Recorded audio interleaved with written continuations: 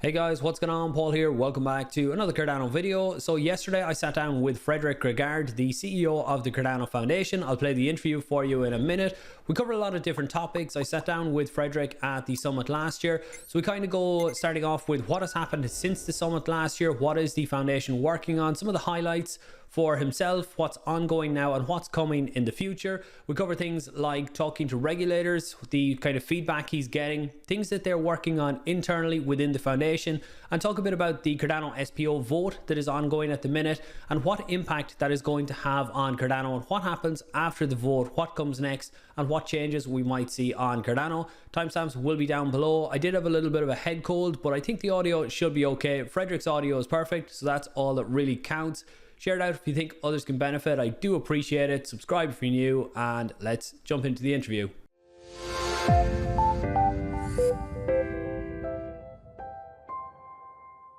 Very special guest on the channel today. I've got Frederick Gregaard, the CEO of the Cardano Foundation. We sat down at the Cardano Summit last year to talk all about what the Cardano Foundation is and some of the stuff that they work on. So I'll leave a link to that one down below for anyone who doesn't kind of understand the main basics of what they do and where they're coming from. But Frederik, it's great to have you back on the channel. Thanks for taking the time. Well, thank you for having me back. It's always an honor.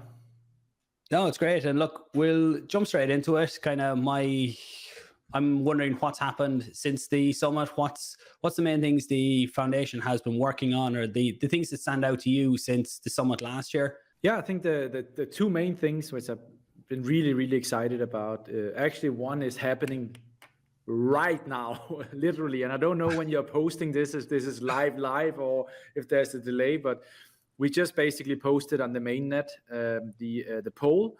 And what I'm referring to here is the SPO poll, which is something we've been working on for quite a while. And what we really said is, I think, Voltaire is awesome. And I think all the thoughts IoT have had the last 4 or 5 years about creating really a liquid democracy and creating, an MBO and creating, the SIP 1694 and all those things are awesome, but they take time. And I think what is really available right now and how can we actually ensure that we use the cryptography and the cryptographic primitives, including the community as it is today, to start, not only, inserting at the next governance level, but also ensuring that these things are actually happening on Mainnet today. So what we just basically posted on the Mainnet today is 3 questions basically for all stake pool operators to vote on. It's a poll, it's not a vote. The reason we're saying it's a poll is because what it really will give us is it will give us the opportunity to basically utilize the stake pool operators have a verified credential in terms of the way the stake pool is set up. So that means that we can actually verify and guarantee the uniqueness. And then what basically is happening is there's a period from now, so basically right now as we speak, where they can vote using the CLI. And then when that period ends, what basically is going to happen then is that the people who's been delegating to those pools have an opportunity to say, okay, do I agree with what the stake pool operator has been doing in terms of, asserting his view on where the minimum pool fee and the K parameter should go. And if I agree, I stay there, or maybe even delegate more money there or more ADA there. And if I don't agree to it, right, I have the opportunity to basically redelegate. And what's so special around Cardano is that to ensure that you have visibility on that, because most people are not able to sort of download the blockchain and look at what's going on in the transaction metadata and so on, is that adastat.net and cardanoscan.io already have dashboards. And on those dashboards, you can basically look up your stake pool and you can then see what is the vote of your stake pool operator, and also if the stake pool operator actually has voted, which is also an important learning, right? Because it is in any kind of democracy, the democracy is only as strong as the people who voice their opinion, right? So I think this is something I've been really excited about, and I think the fact that it sort of was initiated by the Cardano Foundation, that we've been, we're having some training sessions with SPO, so we've been having over 160 stake pool operators through a training session with us about how to do it, but also our thoughts behind it. And we've been in direct interaction with more than 600 stake pool operators around that through our channels. And then obviously there's the general information about it. So what's going to be interesting now is of course, what's happening. So how many will vote, and what does that represent in terms of stake, right? Is it mainly the small people pools voting? Is the multi-pool voting? Is the large exchanges voting? So that's going to be super interesting to monitor and see. It's really interesting to get learnings out of that. So there's a lot of learnings in terms of how do we pose the questions, what is the fluidity of it, what is the wording, the time frame, the user experience. This is done over CLI, which is obviously something not everybody can do, but stake pool operators are generally quite technical, right? And what is this sort of action happening in this period where we have taken a snapshot of the vote and then towards the relocation. And then after that, that goes into the protocol parameter committee, which is something we've been part of championing, which is a new setup where there basically is a committee with representatives from Imurgo, from IoT, from the Cardano Foundation, from the community, and from other developer groups. And there basically they will then receive the poll and the documentation behind that. And our hope is that they will basically say, yes, that's it. And then they would give a recommendation for us to do the protocol parameter update.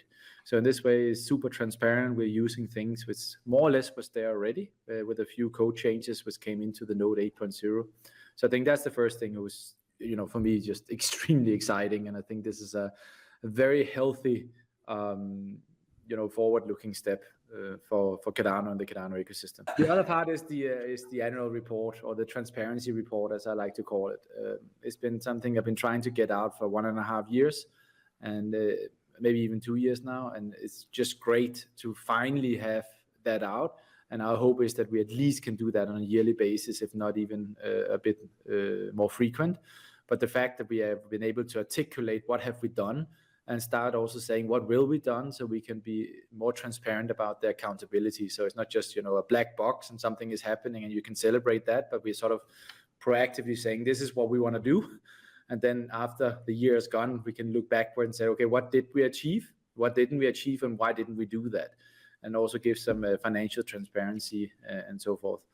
So I think those two things is definitely the two highlights I would mention after the summit.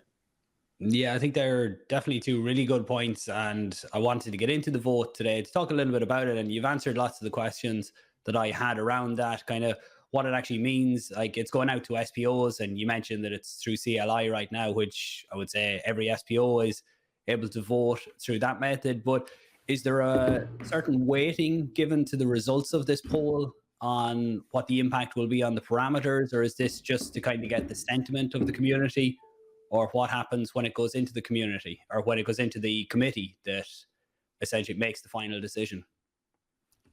Well, it's weighted basically on stake. Okay. Right? So what we're looking at, we're not looking at the amount of SPOs who's voting, which is also very important, right? Because it talks about the reach and the activity level, right?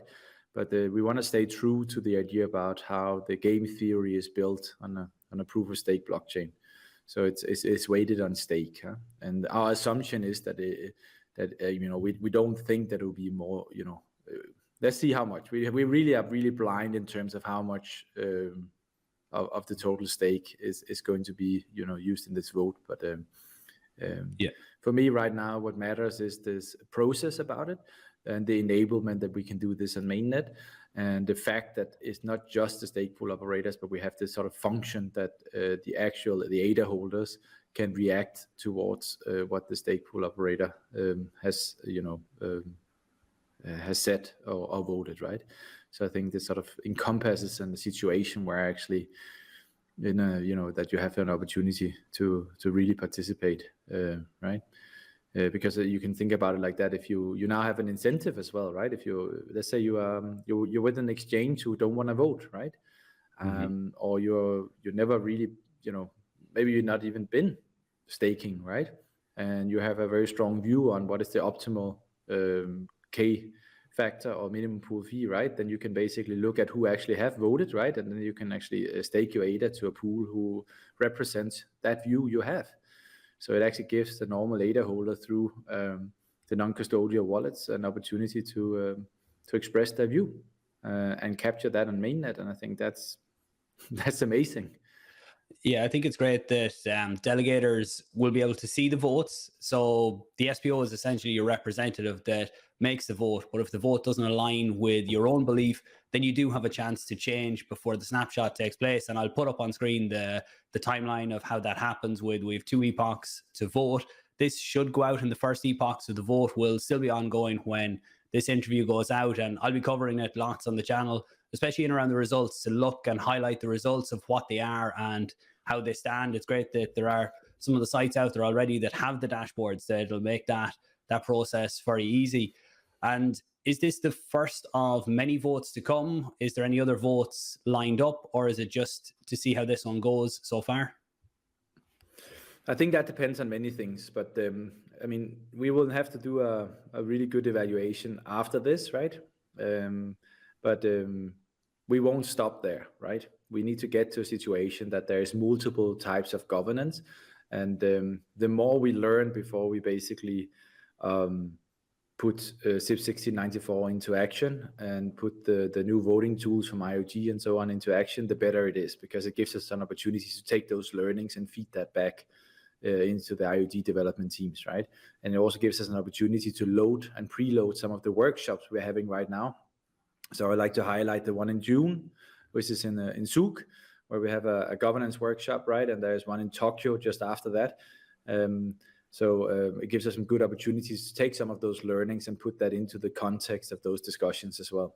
But yeah, our hope is that we will have more voting going on, but we also have to ensure that we are voting about the right things and we are taking the right learnings. More votes are not always better, right? But I think what's important here is that the K parameter and the min pool fee is something who's been discussed for more than 2 years, right? And I think it's a good time to really talk about that. Yeah, they're always two hot topics on what they should be and what's right and what's not right. And the A0 parameter is another one that comes up a lot in terms of how much influence the pledge of a pool has. So I'm sure once you have this one done, there'll be lots of questions around when things can be looked at there. But that's not as simple as changing a parameter. There's a lot more impact or implications of changing that one. And one thing for me anyway, it'll be very interesting to see if the exchanges take part in voting or whether they just sit it out and don't get involved, and things like that will be interesting to see. Yeah, I mean, our expectations are not that high for the exchanges, but our exchange team is reaching out to the exchanges, right? So we are informing them about that this is happening, right? They obviously have a lot of priorities at the moment, as you probably saw. Also, the U.S. situation has not really gotten to the better, right? Mm-hmm. But we are reaching out to them, and our hope is, of course, that even though some stake pool operators would say, "Oh, it's unfair if an exchange votes," right?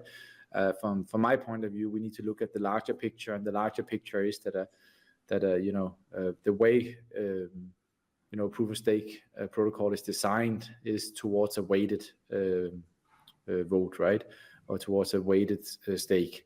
And I think that's important. And then the K parameter then becomes even more important because that talks about the optimal state, but it also kind of counters centralization, even though you can then say, oh, then I just do multiple pools, right? Which then again puts some pressure on the development of tools against this, right? So it also puts some pressure on the roadmap around how you mitigate that. So I think that's really healthy. Yeah, and the report last year was great to see, and that's something we'll see going forward as well every year. You said maybe even more frequently at some point. So the whole so this was the first one we did. We got quite a lot of feedback. We got some amazing positive feedback, which I'm really proud about. But we also did get some positive ideas or some ideas for improvement. So we're right now just looking at that. But yeah, no, the idea is definitely we want to be as transparent as possible. And I think this is a good way of doing it. There's been some confusion about what is the difference between a public traded company and the requirements to an annual report based on that, and then what we published. And what we did is we really looked across the board and looked at other technology projects, specifically other foundations, and we tried to kind of do a first try, and then we would like to sort of work through that. It is also no secret that this actually takes quite a bit of time to put this together. It's not just like you're ripping Twitter and then you put it into ChatGPT and then you have it, right? There's a little bit more thought process into it. But the idea would definitely be that we will have another one next year. I prefer, depending a little bit on load and stuff like that, I would prefer that if we could even do it more frequently. But the first promise is that now this one is out and we're still collecting feedback, and then we will like to at least latest have the next one out in 1 year time. And we already have a lot to talk about. I mean, it was actually quite hard to think about what is the only 2 things we've done since the summit. There's quite a lot of things up our sleeve.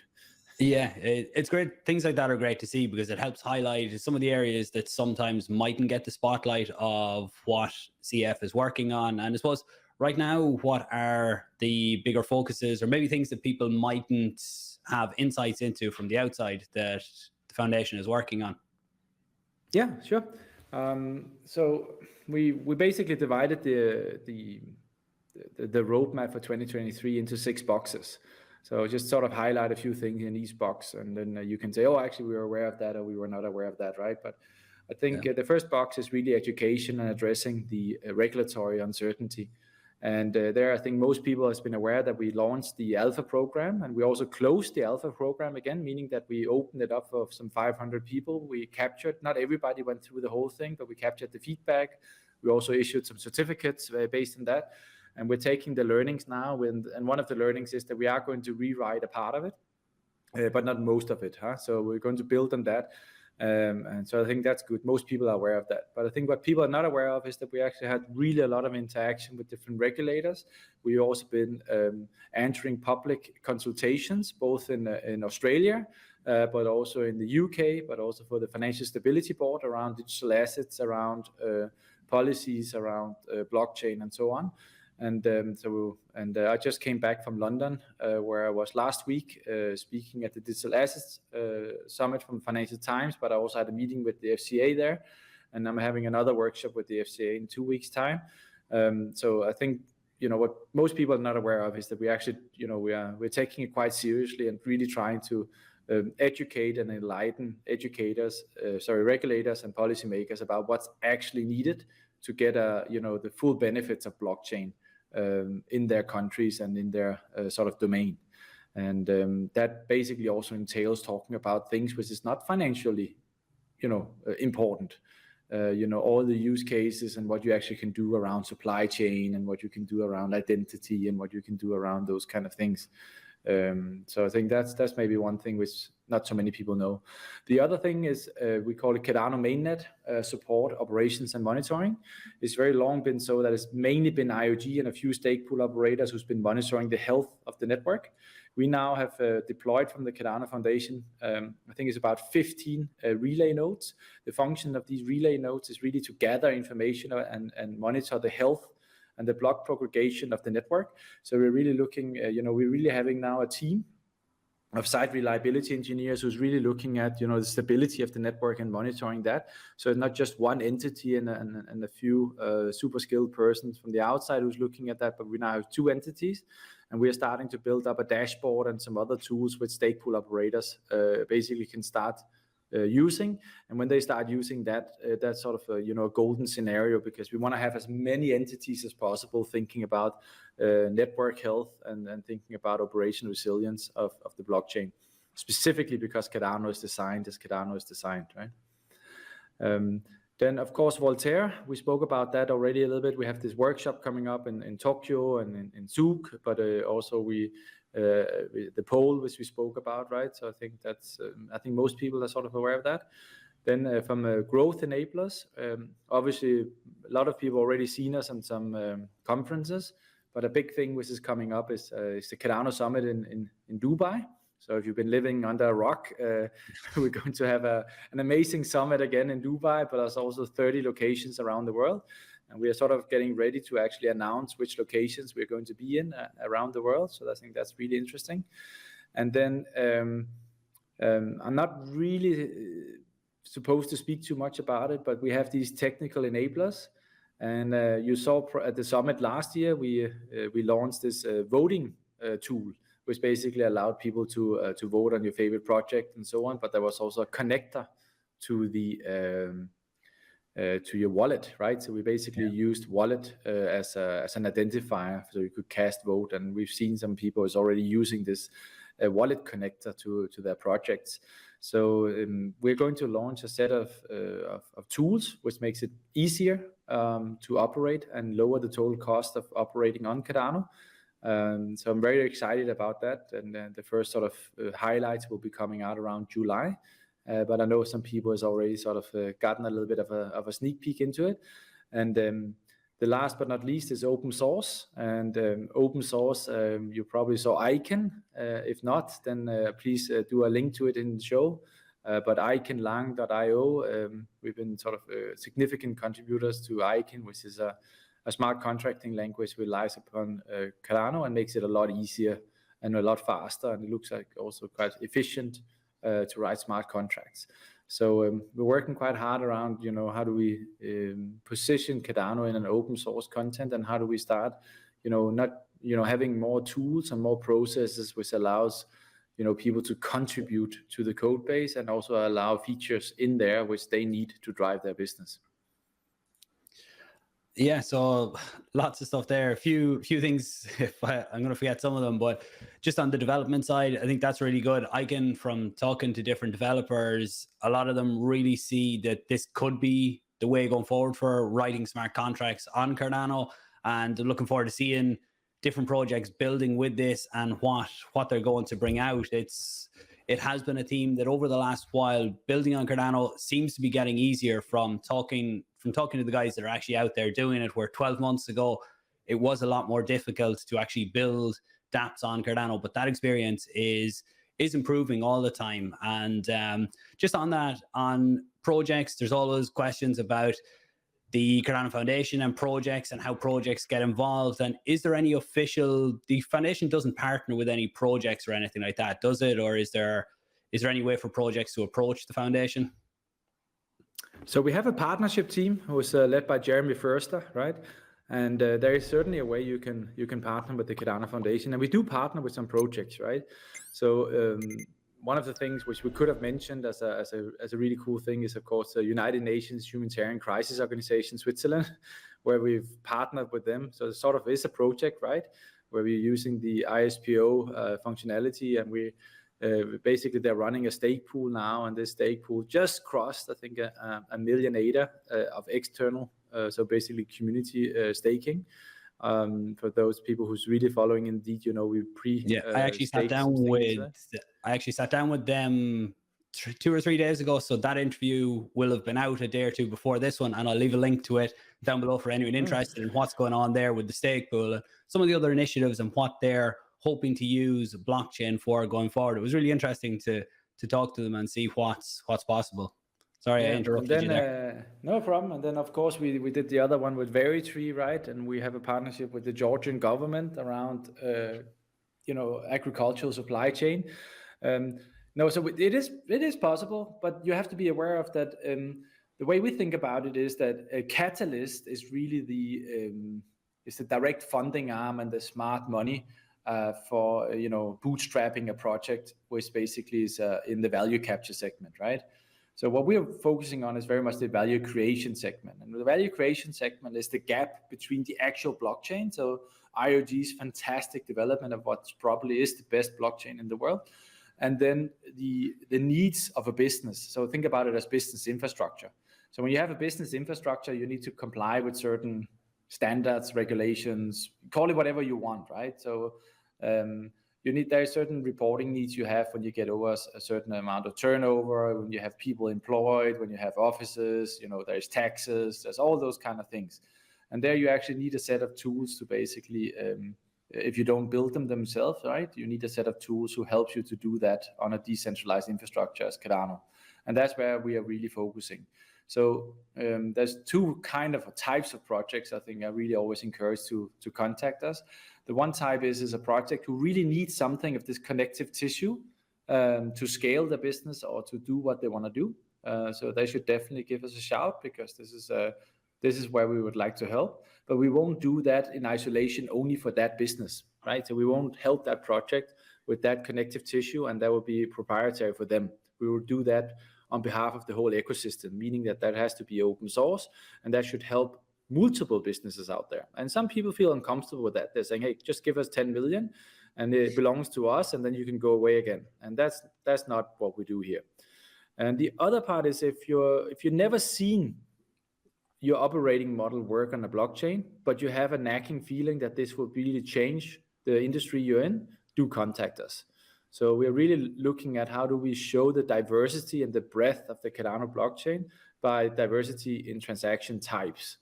And by that, it also means diversity of operating models. So if you're sitting in an industry who's never really done anything significant on a blockchain and you have a really good idea, our partnership team is definitely the right ones to contact, and we can help there. Outside, when you say sort of partnerships, right, or then we have, of course, the integration team. So we have a very strong integration team who helps, with the integration into Cardano. Now, we're not going to build something for you, right? But if you're an exchange, or if you're a bank, or you're a DApp, or you're running a DEX, or you're running an operating model, or whatever, right? We do actually offer bespoke Telegram channels and Slack channels and help for some bug finding and some some different things and some documentation and so on.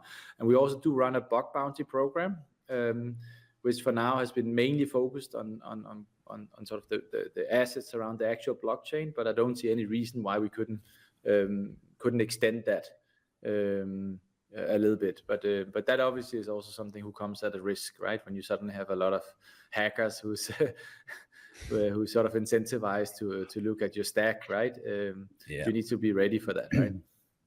Yeah, and I think I suppose we probably highlighted a bit of that in our interview at the summit, talking about how the Cardano Foundation is different to some of the other blockchains out there. And I think what sparked a lot of them conversations is, I think it was Polygon were giving out a lot of grants, but I do like what you do in that you will help build something if it's for the wider good. It's not for one individual project that will only help that project build something out. So there is merit to that. And when we have something like Catalyst, hopefully Catalyst is back up and running fairly soon. I think the latest I've heard, it is getting close to having all the changes done, and the next rounds should be starting in the next few months anyway, which will be good to see that back up and running, because it is a source for projects to really bootstrap, especially in the current market that we're in.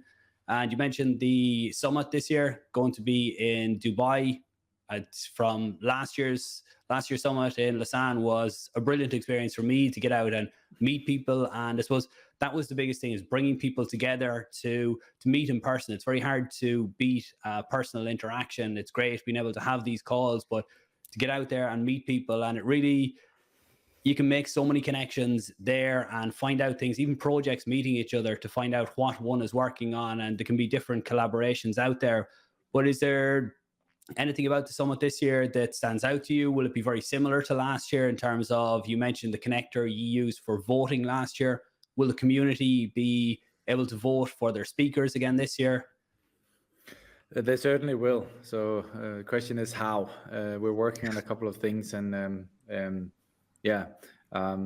I won't say too much until we get it working, right? But ideally, we'll be again using our own stack and the community stack to put something beautiful together, which will be even more scalable, and also will inspire people to take that out and build businesses around that.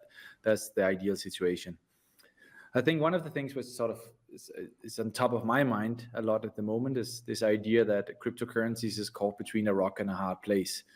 So when you kind of look at the discussions from a regulatory perspective and from the bear market, as we see right now, we sort of have this sort of this notion that it's bad that some cryptocurrencies are not 10x or 20x up, right? And I think we have to be a little bit careful about how we think about these things and really have to differentiate. So we do have cryptocurrencies in the aspect of utility tokens, right? And when we think about utility tokens or gas, so basically the ability to actually use the blockchains for what they were built for, there's a huge difference between that and then building a security token where obviously there is some kind of a cash flow and a revenue sort of aspect to it, and you want to have an appreciation of the token value over time, right? And then the idea about stable coins, right, where you want to ensure that you you have the ability not necessarily to go to fiat, but you have the ability to have a very stable asset class who keeps the value.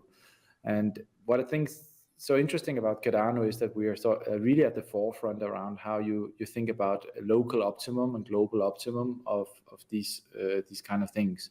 And the Cardano's native assets really allows you to really play around with security tokens and so forth.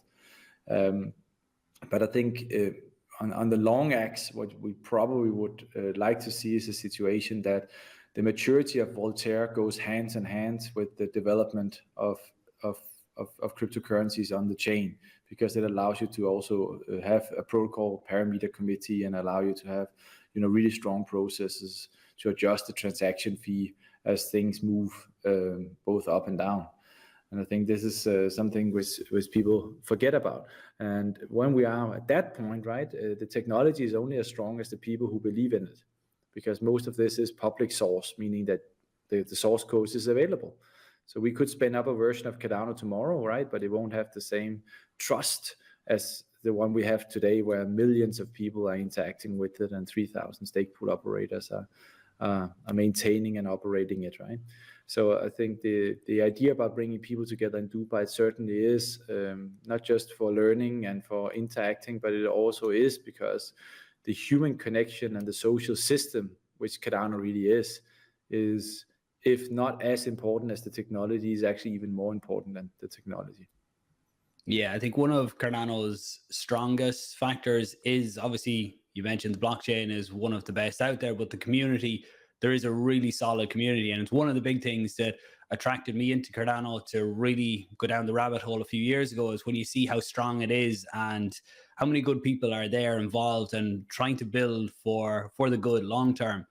But when you're interacting with regulators, you said you were in the UK and in different places too, what is the general feedback you get on blockchain? Obviously, we look at the SEC from the public standpoint, and they all seem to have a negative sentiment. But from you talking to people on the ground, what is the general feeling? Are they open to blockchain and crypto, or how do you perceive that?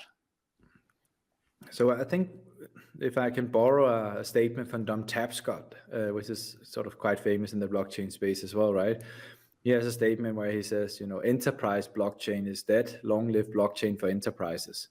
So what we're seeing is that a couple of years back, and even last year when I spoke to regulators, they were very excited about blockchain, but mainly in private permission setup, because then they could basically put that into the basket of the sort of the legacy technology stack. You had protected endpoint, you had a SOC 2 statement, you had identity, you could control exactly interactions, you could close it down when you wanted it. It was so close to what we have today, right? And many large companies have figured out that it has about zero value and it just adds cost to them. But a lot of what has been built as this connective tissue between the systems of the old world and these private permission blockchains are really good.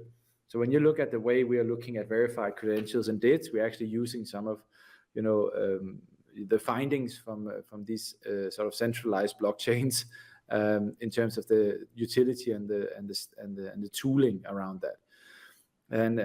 And where all of this ends is that the regulators are becoming very, very interested in public permissioned and public permissionless blockchains. They're becoming so interested in it that we even see that the Singapore regulator called the MSA has actually written out a huge RFP, which is called Project Guardian. Maybe you can link to that also in your show notes. But yep. Project Guardian has been around for, I think, about a year now, right? And basically in that they said, okay, to participate in this, you need to be on a public blockchain. So we are looking for the ability for, cross nations, cross regulatory environments to be able to do the following things on a public blockchain. So we actually see now that even the regulators start moving so much and say, okay, we know what to do now with the private permission blockchains, but the value is not really there 100%. And they're now really casting their love, and I really say love, over like Cardano. And the reason why I say love is because I've been really, really motivated by the fact that they take these meetings with us. And you have to think about it like that. If you're selling apples, and there comes a person to your store and he doesn't like apples and he's allergic to apples, and so there's really no reason he's in there, right? He doesn't like them, he's allergic to them, and he has no money. Why would you pick up a conversation with him, right? And we actually had the luxury of coming in to these round tables, to these workshops, and they are really, really interested in the way we think about endpoint security, the way we think about staking, the way we think about tooling for a regulator and a policymaker to basically be able to verify different token models and so on.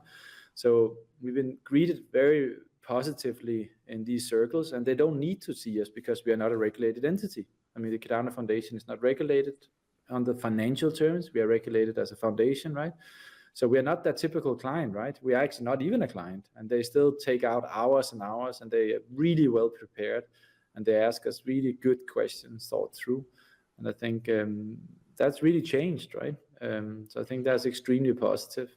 Now, that doesn't mean that all regulators are like that, but some of the larger ones on this side of the pond is definitely is moving ahead, and they seem very positive towards what it can do. Now, that doesn't mean that we end up on the right side. You have to remember there's two sides of this coin. One is the regulator and the other is the policymaker, so who actually writes the rules. So there's a difference between the writer of the rule and the enforcement person.